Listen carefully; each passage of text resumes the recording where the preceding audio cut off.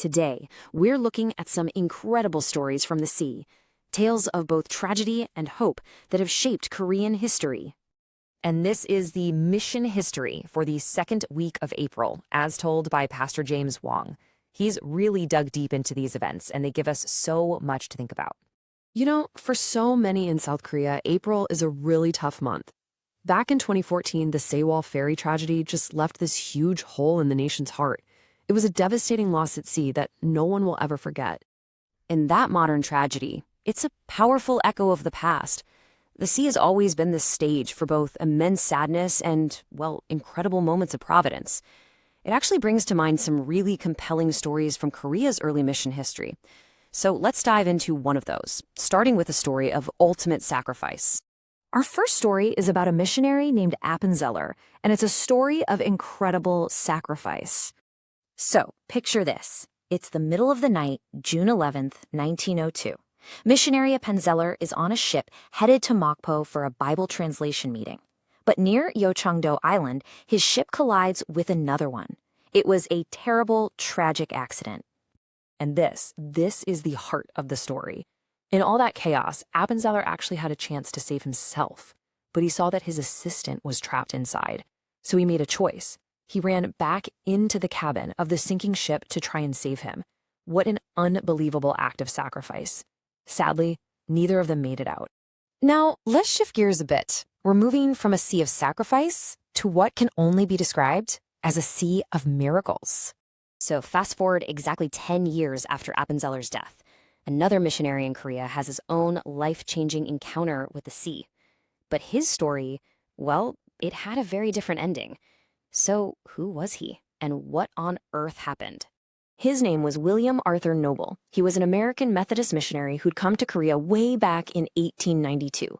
He was super involved in the community, taught for a while, and eventually took over the mission in Pyongyang. In 1912, after years of hard work, it was time for Noble to head home for a sabbatical in the U.S. And you gotta understand, the journey back then was a huge deal. I mean, look at this.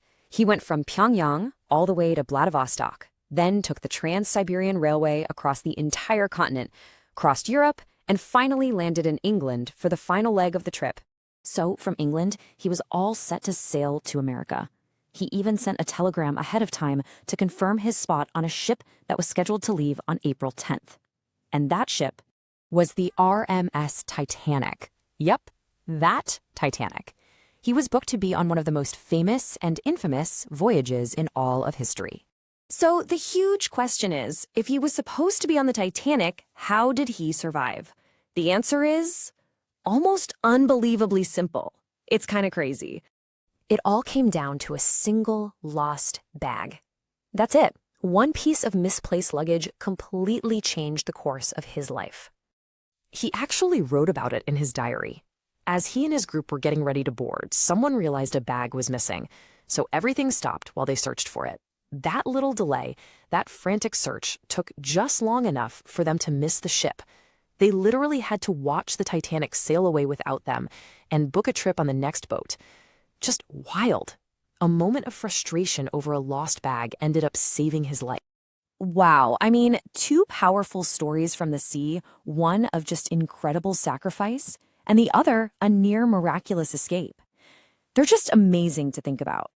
And these incredible accounts are shared by Pastor James Hwang, who is a dedicated researcher of Korean mission history. And he has quite the story himself. After serving as a missionary in China, he now serves in Maryland in the United States.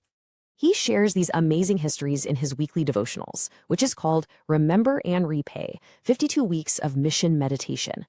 These stories just go to show you how a single moment can define a life, through either a selfless choice or a simple life-saving delay.